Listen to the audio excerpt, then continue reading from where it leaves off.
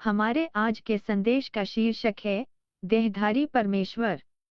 यीशु ने चेतावनी दी कि उसके दूसरे आगमन तक के वर्षों को धार्मिक धोखे से चिह्नित किया जाएगा, जिसमें झूठे मसीह और झूठे भविष्यद्वक्ता शामिल हैं, जो बहुतों को धोखा देते हैं।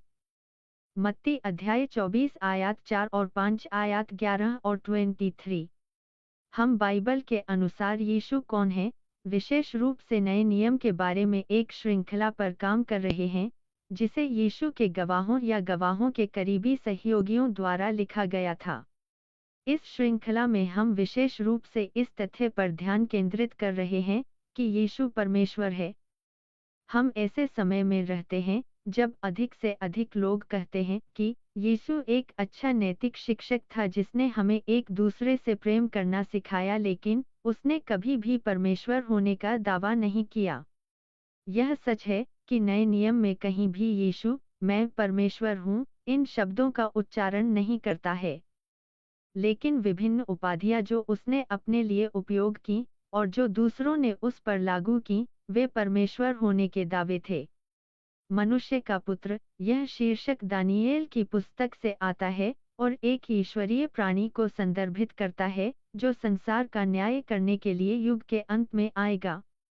दानियेल अध्याय 7 आयत 13 और 14। परमेश्वर का पुत्र, जिस संस्कृति में यीशु का जन्म हुआ था, उसमें पुत्र शब्द का उपयोग गुणों के क्रम पर या उसके पास होने के लिए किया गया था। यूहन्ना अध्याय 5 आयत 17 और 18। मसीह, दानियेल की पुस्तक परमेश्वर से आने वाले मनुष्य को मसीहा के रूप में संदर्भित करती है। मसीह का अर्थ है अभिषिक्त व्यक्ति। मसीह इब्रानी शब्द का यूनानी रूप है। दानियेल अध्याय 9 आयत 24 और 26। हम ऐसे समय में रहते हैं जब कई मजबूत मसीहियों के पास भी यीशु के बारे में स्पष्ट तस्वीर नहीं होती है, जिससे वे धोखे की चपेट में आ जाते हैं।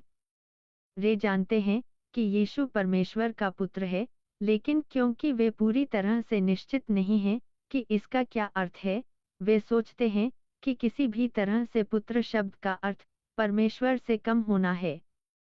अगर आज प्रेरित इस वक्त यहाँ होते तो इस सोच से वह जरूर चौंक जाते।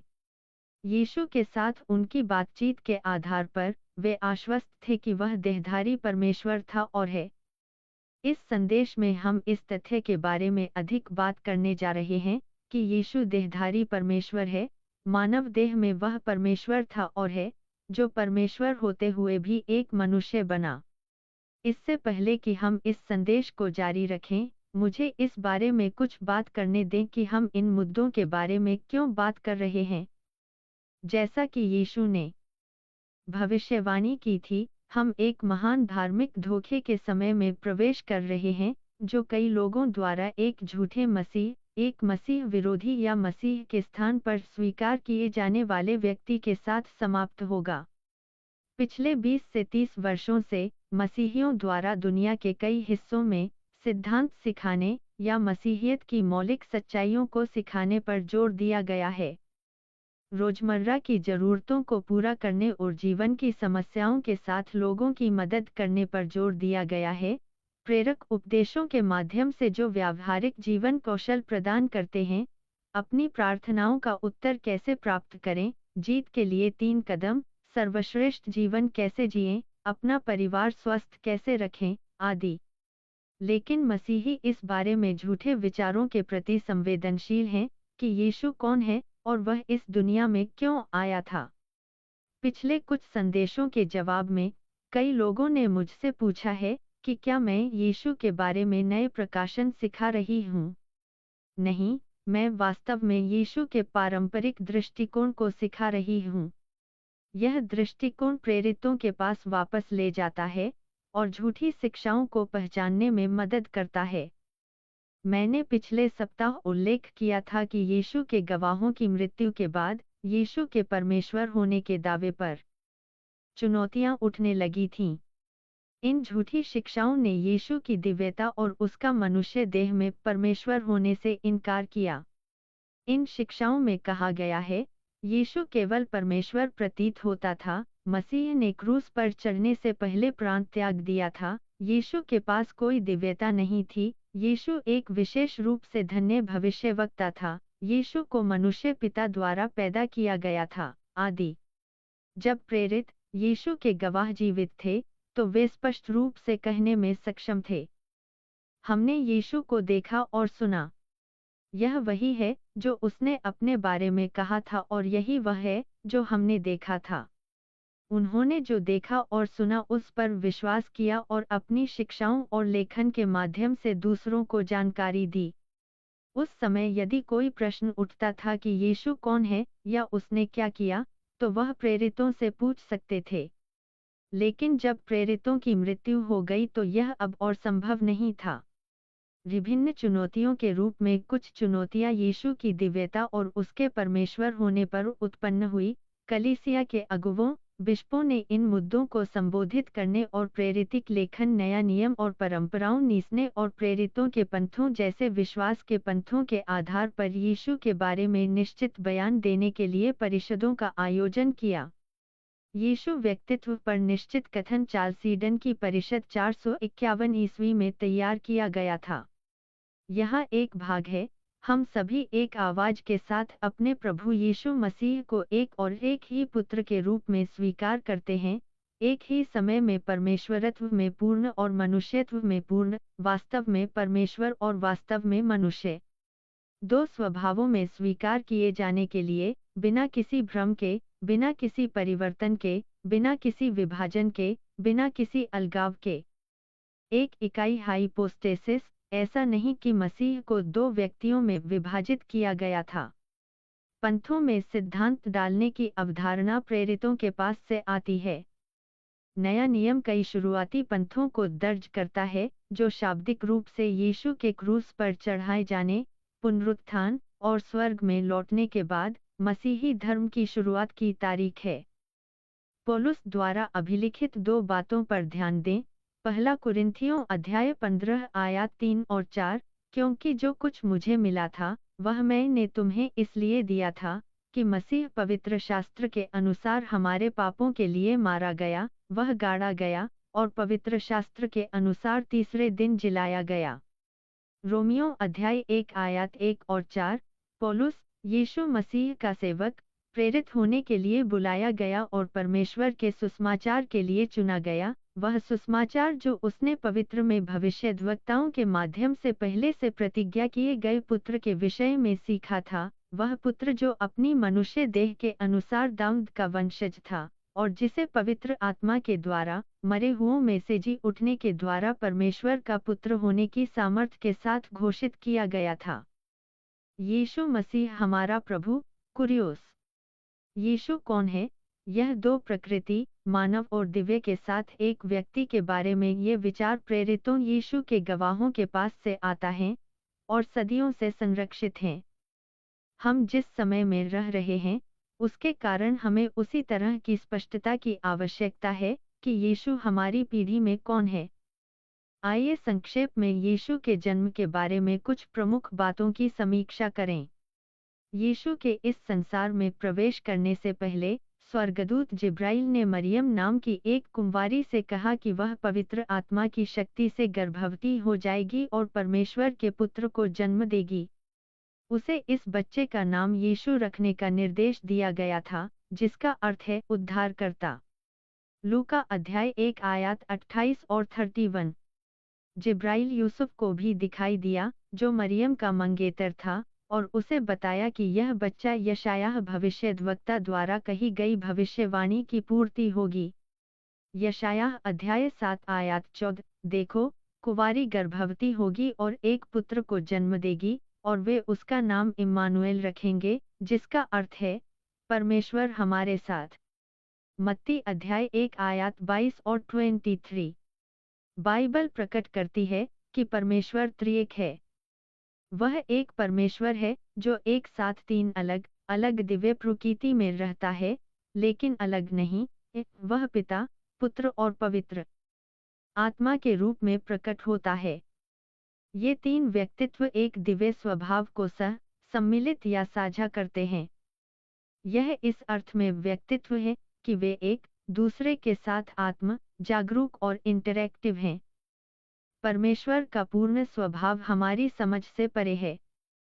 परमेश्वर एक अनंत, परात्पर प्राणी है, असीमित, जिसकी कोई शुरुआत नहीं, कोई अंत नहीं, वह सृष्टि करता है, और हम परिमित, सीमित प्राणी हैं। परमेश्वरत्व शब्द का उपयोग नए नियम में ईश्वरीय स्वभाव या ईश्वरत्व का अर्थ करने के लिए किया गया है। रोमियो अध्याय 1 आयत 20, प्रेरितों के काम अध्याय 17 आयत 29, कुलुस्सियों अध्याय 2 आयत 9। 2000 साल पहले पिता परमेश्वर का दूसरा व्यक्तित्व देहधारी हुआ। देहधारण करने का अर्थ है मनुष्य शरीर धारण करना। परमेश्वर की पवित्र आत्मा की चमत्कारी शक्ति के द्वारा कुंवारी मरियम के गर्भ में एक पूर्ण मानव देह की रचना की गई थी। लूका अध्याय 1 आयत 31, मत्ती अध्याय 1 आयत 20। यूहन्ना प्रेरित ने अपने सुसमाचार को एक स्पष्ट कथन के साथ खोला कि यीशु परमेश्वर है, जो परमेश्वर होते हुए भी मनुष्य बना। उसने यीशु को अनंत सृष्टिकर्ता के रूप में पहचाना जो देहधारी परमेश्वर था। आदि में वचन था, और वचन परमेश्वर के साथ था, और वचन परमेश्वर था। यही आदि में परमेश्वर के साथ था। सब कुछ उसी के द्वारा उत्पन्न हुआ, और जो कुछ उत्पन्न हुआ है, उसमें से कोई भी वस्तु उसके बिना उत्पन्न न हुई। यूहन्ना अध्याय 1 आयत 3। और वचन देहधारी हुआ, और अनुग्रह और सच्चाई से परिपूर्ण होकर हमारे बीच में उसने डेरा किया, और हमने उसकी ऐसी महिमा देखी, जैसी पिता के एकलौते की महिमा।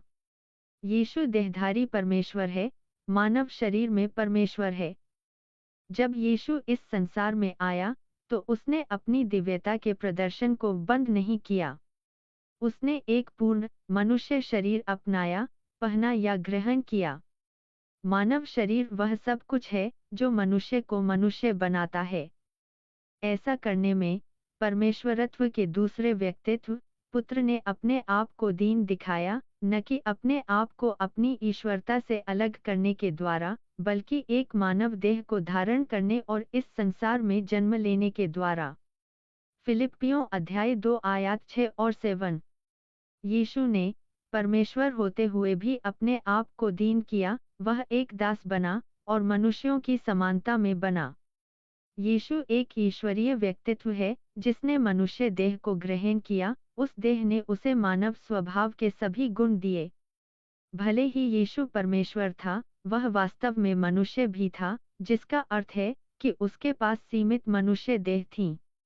उसे खाना, आराम चाहिए था, हमारी ही तरह उसे भी पाप करने का प्रलोभन दिया जा सकता था। वह पीड़ा महसूस कर सकता था, और अंततः हमारी ही तरह मर भी सकता था। मत्ती अध्याय 21 आयत 18, मरकुस अध्याय 4 आयत 38, मत्ती अध्याय 4 आयत 1 आदि। इन बातों का रखें ध्यान। जब यीशु 12 वर्ष का था, तो फसह मनाने के लिए अपने परिवार की नगर की वार्षिक यात्रा के दौरान वह गलती से यरूशलेम में पीछे छूट गया था। एक उन्मत्त खोज के बाद उसके माता पिता ने उसे मंदिर में पाया, जहां उसने कहा कि वह अपने पिता का कार्य कर रहा था। लूका अध्याय 2 आयत 41 और 51। परिवार नासरत लौट आया, और यीशु उनके अधीन आज्ञाकारी था। आयत 51। यीशु मरियम और यूसुफ का सृष्टिकर्ता है, फिर भी उसने अपने आप को एक पुत्र के रूप में अपने माता पिता के प्रति समर्पित कर दिया। लूका अध्याय 2 आयत 52। तब यीशु बल और बुद्धि दोनों में बढ़ता गया, और वह परमेश्वर और उन सब से जो उसे जानते थे, प्रेम करता था। तब अपरिवर्तित परमेश्वर मनुष्य शरीर में बड़ा हुआ। यीशु वचन देहधारी ने ही स्वर्गदूतों को बनाया था। यीशु के प्रेरित गवाह हमें बताते हैं कि स्वर्गदूतों ने उसकी देखभाल की जब वह जंगल में परीक्षा में था, और उसकी गिरफ्तारी की रात उन्होंने उसे मजबूत किया। मरकुस अध्याय 1 आयत 11, लूका अध्याय 22 आयत 43। यीशु मानव शरीर में रहने वाला परमेश्वर नहीं था। यीशु एक मनुष्य के रूप में जीने वाला परमेश्वर था, पूरी तरह से परमेश्वर, और उसी समय वह पूरी तरह से मनुष्य था। परमेश्वर हमारे साथ, इम्मानुएल। यीशु दो स्वभावों, मानव और दिव्य के साथ एक व्यक्ति है। ये दोनों प्रकृतियां एक दूसरे से जुड़ी हुई हैं। यह हमारी समझ से परे एक रहस्य है। प्रेरित पौलुस, यीशु का एक गवाह, उसने लिखा, आराधना का रहस्य महान है। परमेश्वर की छुटकारे की योजना परमेश्वर देह में प्रकट हुआ था। पहला तीमुथियुस अध्याय 3 आयत 16। इस महत्वपूर्ण बिंदु पर ध्यान दें। यद्यपि यीशु परमेश्वर होते हुए भी पूरी तरह से मनुष्य बन गया, यीशु कभी भी केवल एक मनुष्य नहीं था। वही केवल परमेश्वर था। यीशु ने जो कुछ भी किया, उसने परमेश्वर के रूप में, मानव देह के साथ एक ईश्वरीय व्यक्ति के रूप में किया। यीशु एक अद्वितीय मनुष्य है। वह एकमात्र परमेश्वर मनुष्य है। वह एकमात्र मनुष्य है जिसका जन्म उसकी शुरुआत को चिह्नित नहीं करता है। यह दिव्य व्यक्ति हमेशा अस्तित्व में रहा है, क्योंकि वह परमेश्वर है। क्योंकि उसका मानव शरीर मरियम के गर्भ में चमत्कारी रूप से गर्भ धारण किया गया था, यीशु पतित मानव देह से उत्पन्न नहीं हुआ, वह पवित्र आत्मा से पैदा हुआ। लूका अध्याय 1 आयत 31 और 35। यीशु ही एकमात्र परमेश्वर है जो सबसे उच्च है, और उसके व्यक्तित्व पूरी तरह से परमेश्वर और पूरी तरह से मनुष्य के मूल्य के कारण वह एकमात्र मनुष्य है जो स्वयं के बलिदान के माध्यम से पाप को दूर करने के लिए योग्य है। परमेश्वर ने स्वयं अपने अनुग्रह से उस बलिदान को उत्पन्न किया जिससे मनुष्य का उद्धार हुआ। क्योंकि यीशु दो स्वभावों वाला एक व्यक्ति है, इसलिए उसके दोनों स्वभावों के गुणों का श्रेय उस एक व्यक्ति को दिया जाता है। उदाहरण के लिए, प्रेरितों के काम अध्याय 20 आयत 28 कहता है कि परमेश्वर ने कलीसिया को अपने लहू से खरीदा। परमेश्वर के पास लहू नहीं है, उसने लहू बनाया है, मनुष्य देह में जन्म लेकर। हालांकि अगर हम यीशु के लहू को एक माइक्रोस्कोप के नीचे रखना चाहे, तो हम पूरी तरह से मानव लहू को देखेंगे। लेकिन यह परमेश्वर का लहू है, क्योंकि यीशु उसी समय पूरी तरह से परमेश्वर था जब वह पूरी तरह से मनुष्य था। हम इस संदर्भ में सोचते हैं, क्या यीशु ने वह सब किया एक मनुष्य के रूप में, जो उसने परमेश्वर के रूप में किया था? नए नियम के लेखक गवाह ऐसा नहीं सोचते थे। उन्होंने यीशु के बारे में एक व्यक्ति के रूप में बात की, एक ईश्वरीय व्यक्ति जो हमेशा अस्तित्व में था, इस संसार की सृष्टि से पहले से, जिसने एक संपूर्ण मनुष्य देह को ग्रहण किया, जो उसके पास अभी भी है, वह देहधारी परमेश्वर है। प्रेरितों ने यह पता लगाने की कोशिश नहीं की कि क्या यीशु वह सब कर सकते हैं जो परमेश्वर कर सकते हैं। उन्होंने बस उसे परमेश्वर, मनुष्य के रूप में स्वीकार किया। उनके लेखन में हम देखते हैं कि यीशु को दोनों प्रकृति, मानव और ईश्वर के गुणों के साथ एक व्यक्ति के रूप में संदर्भित किया है। यीशु के प्रेरित यहूदी एकेश्वरवादी थे जो केवल एक ही परमेश्वर में विश्वास करते थे। व्यवस्था विवरण अध्याय 6 आयत 4।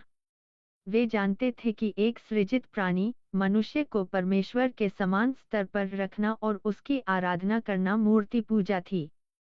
फिर भी, जब वे गलील सागर पर एक जानलेवा तूफान में फंस गए, और यीशु पानी पर चलते हुए उनके पास आया, तो उन्होंने यह कहते हुए यीशु की आराधना की, सचमुच, तू परमेश्वर का पुत्र है।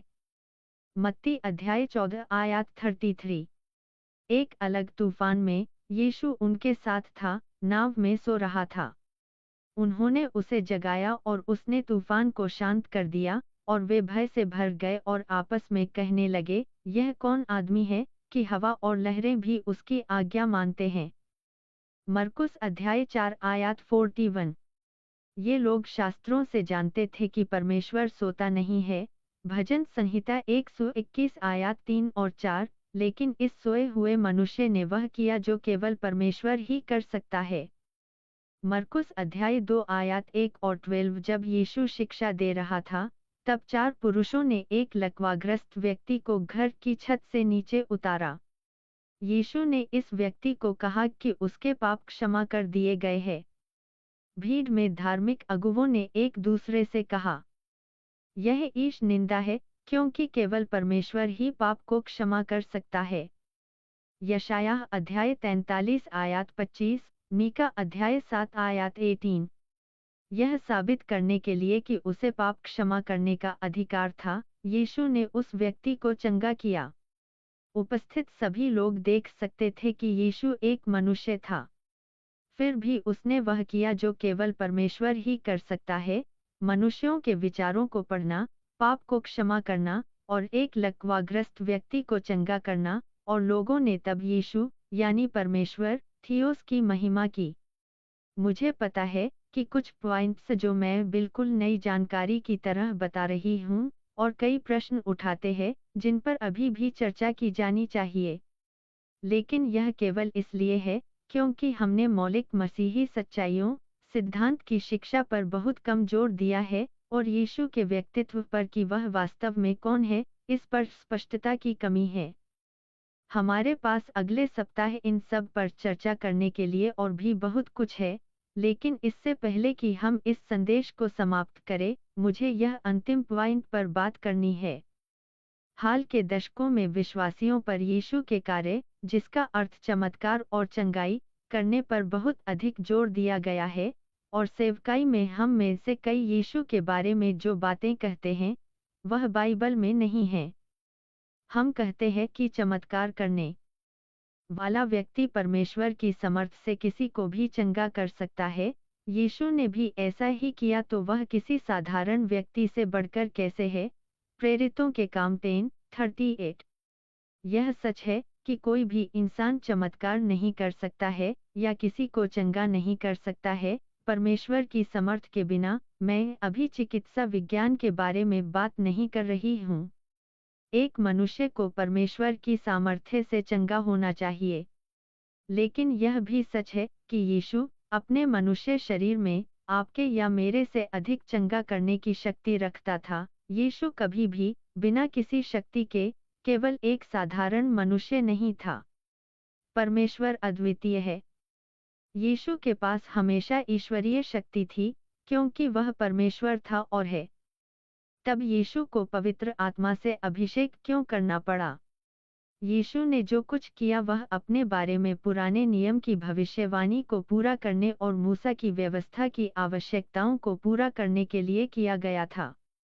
यीशु का जन्म पहली सदी के यहूदी धर्म में हुआ था, एक ऐसे लोगों का समूह जिसका जीवन व्यवस्था और भविष्यद्वक्ताओं, पुराने नियम के चारों ओर संरचित किया गया था। जब यीशु बपतिस्मा देने वाले यूहन्ना के पास बपतिस्मा लेने के लिए आया, तो यूहन्ना ऐसा नहीं करना चाहता था। यीशु ने उत्तर दिया, यह अवश्य किया जाना चाहिए, क्योंकि हमें वह सब कुछ करना चाहिए जो सही है। मत्ती अध्याय 3 आयत 15। यह सही क्यों था?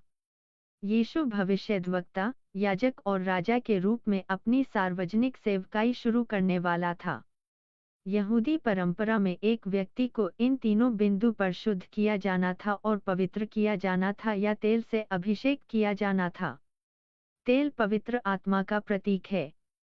प्रभु ने पहले ही यूहन्ना से कहा था कि जब तू पवित्र आत्मा को एक मनुष्य पर उतरते देखे, तो वह मनुष्य ही होगा जिसके लिए तूने मार्ग तैयार करना है।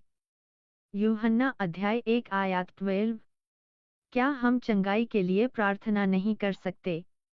कर सकते हैं, क्योंकि नया नियम हमें एक दूसरे के लिए प्रार्थना करने के लिए कहता है कि हम इससे चंगे हो सकते हैं, और यीशु ने लोगों को समर्थ सौंपी और उन्हें अपने नाम से बीमारों को दूर करने के लिए प्रार्थना करने के लिए अधिकृत किया।